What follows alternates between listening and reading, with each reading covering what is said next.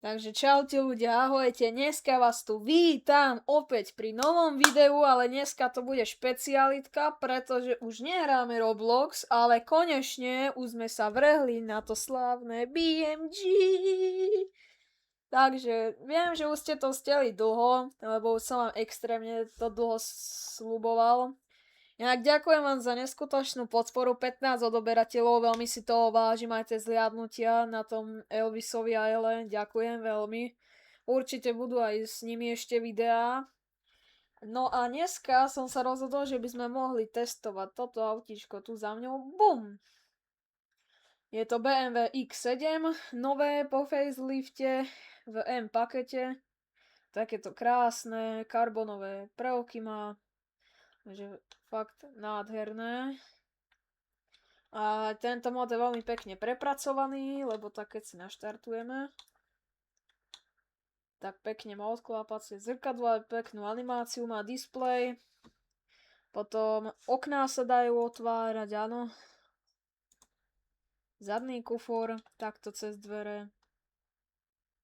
Toto sa dá ešte otvoriť. Potom je tu taká špecialitka, že si viem tuto kliknúť a vidíte, že sa zníži troška zadný podvozok. No a to som aj chcel povedať, že je tu fakt vzduchový podvozok, ktorý fakt funguje.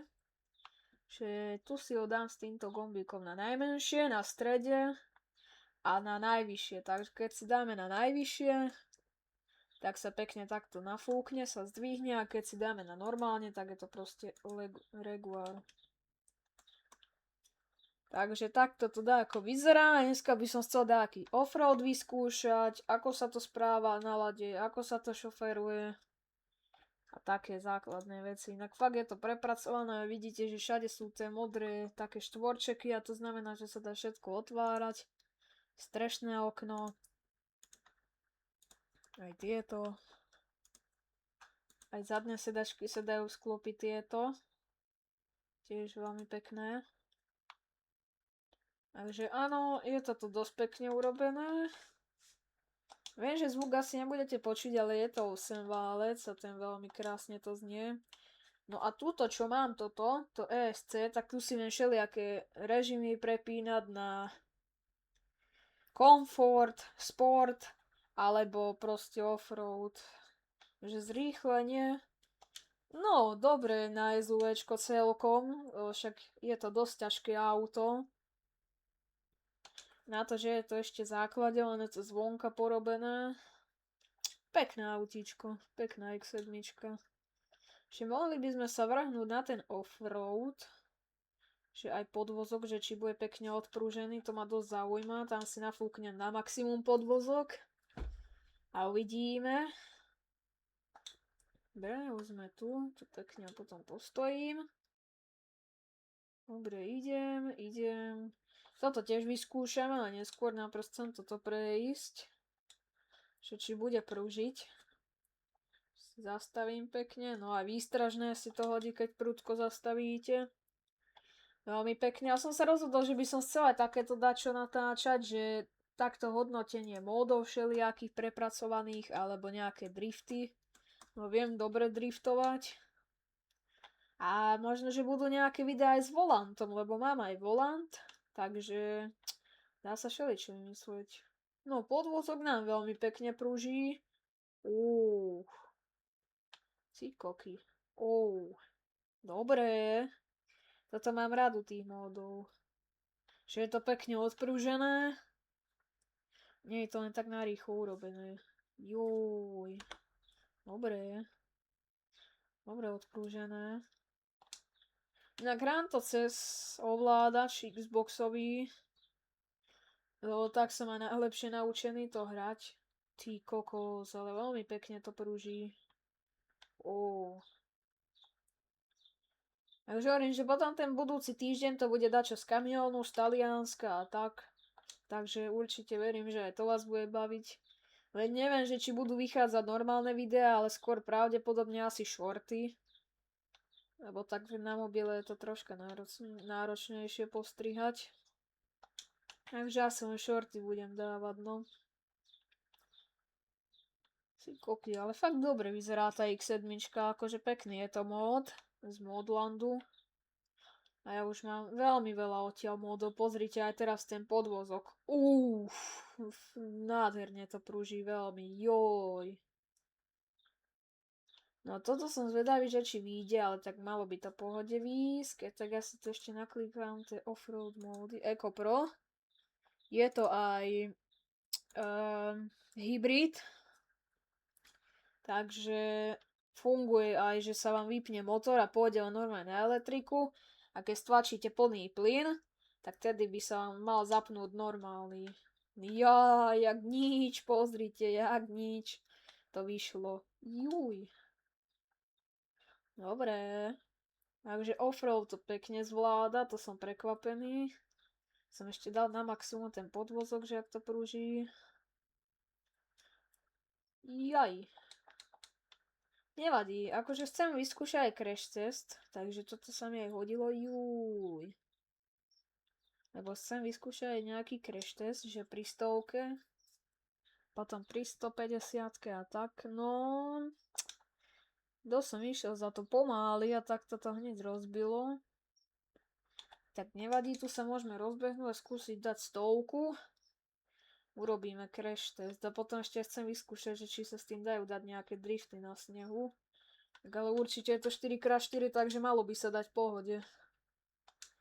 No, 100, poď. Dobre, takto zhruba.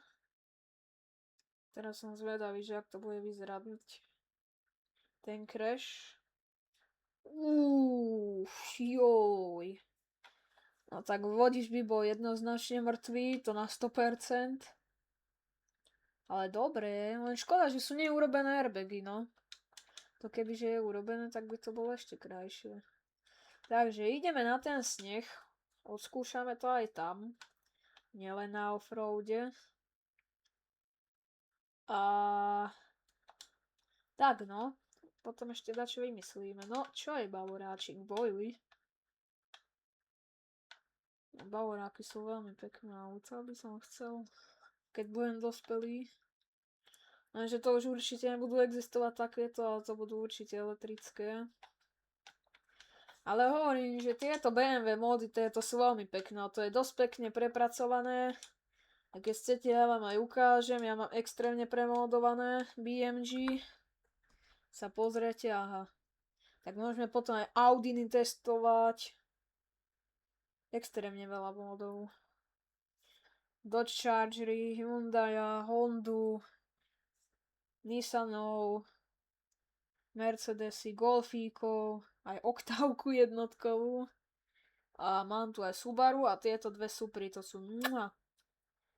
A ešte viem, že existuje taká prepracovaná Miatka a to bol veľmi tiež kvalitný mod, len to nebolo z Modlandu, ale to bolo z Redline auto. No a odtiaľ mám tie dve Supry.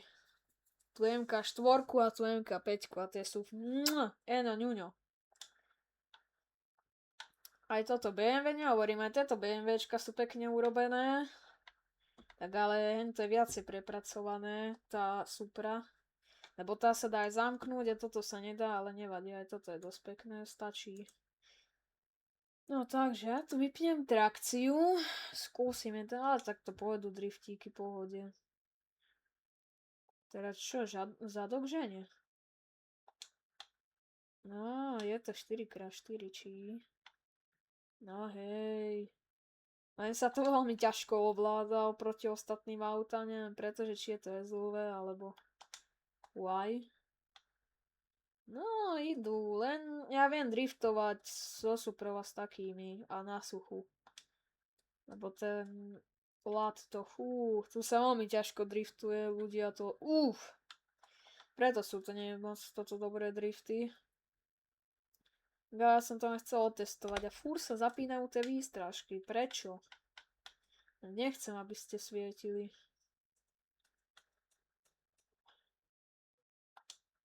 Takže takto to dá ako vyzerá. Môžeme ešte skúsiť maximálku. Dá sa aj na suchu, či? No to už nie. No to sa nedá. Neviem, že koľko to môže dať top speed, ale tak tých cez 230 si myslím, že dá pohode. A to je dosť silný motor a Tieto BMWčka majú neskutočný výkon, to sú tip-top auta. No už len teraz ideme 200, len sa tu budem musieť otočiť. No, nehovorím, tých 223 pohode dalo. Takže tu sa stočím, nepôjdem úplne na nulu. Tu sa pekne takto otočím. Aj interiér veľmi pekne spracovaný, to sa mi tiež ľúbi. Pekne urobený. Odtiaľ to pekne vidíme rýchlosť. Dobre, no, dobre. Pekný módik. Peknúčky. 10 z 10 by som mu dal. A jediné, čo mi chýba, že nie je to tak urobené, že by vystrelili airbagy pri crashi, alebo že by sa dalo zamknúť, ako tá Supra, tá MK5. Ale tak to sú detaily, mne stačí, že to je takto urobené. Napríklad niektoré módy nemajú urobené, že sa dá stiahovať okno a všetko sa dá otvárať, tieto oné prehrádky všelijaké. No koľko ideme? No, 260. A tak slušné na SUV, slušné, no. Však lebo je to dosť ťažké auto. Extrémne. Že fakt pekné ešte aj v tomto M-pakete. Tie dve farby, aké má, jak Maybach. Hej, no. Pekné. No dobre ľudia, tak to by bolo na dnešné video všetko. Prosím vás, dajte like a odber, nech máme čím skôr naspäť tých 24 odoberateľov. Budem vám za to vďačný, no a my sa vidíme u ďalšieho videa. Čaute.